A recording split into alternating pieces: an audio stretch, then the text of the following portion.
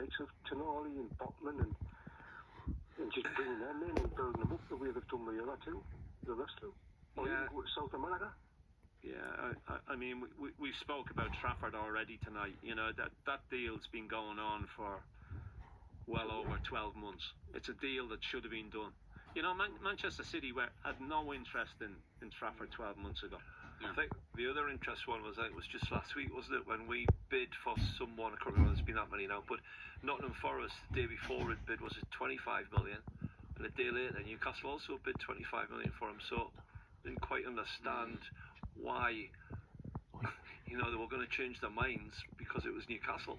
So it's been a very disappointing and strange start the season, but like I say, I haven't given up hope. I'm just like you. I hope that Isaac stays. I still, you know, he hasn't gone yet. 6-year contract.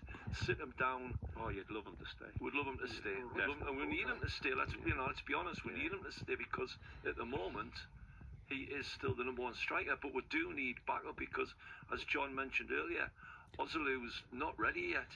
No. And you know, Isaac does have injury problems. What are they doing in the background, or what's the hierarchy of the club doing in the background? There's nobody doing nothing. They've got no director of football.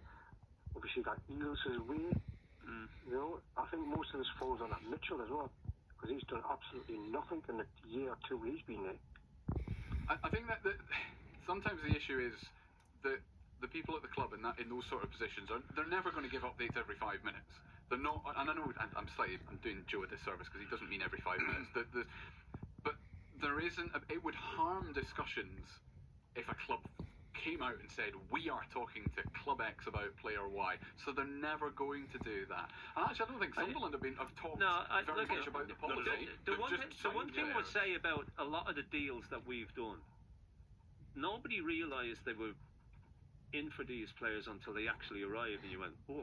Yeah. You know, they do things in a manner, but for some reason or other, this season's been totally different. Yeah. There's been things have been linked about players that you're in for and whatnot. And again, to a degree, I'm not sticking up for anybody, but players that we've been linked with this season, so have an awful lot of other clubs. Yeah. You know, they're not players who have been under the radar. You know, like Guimaraes, Tonali, Botman.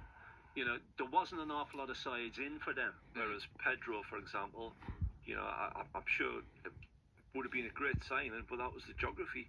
We wanted to go to London, so unfortunately we couldn't compete with that. I'm going to leave it there purely for time reasons. Joe, thank you very much for your call this evening. I really appreciate it. You've got about 20 seconds each, Kevin. On a scale of 1 to 10, how happy are you, and what do you want to happen before the first game of the season?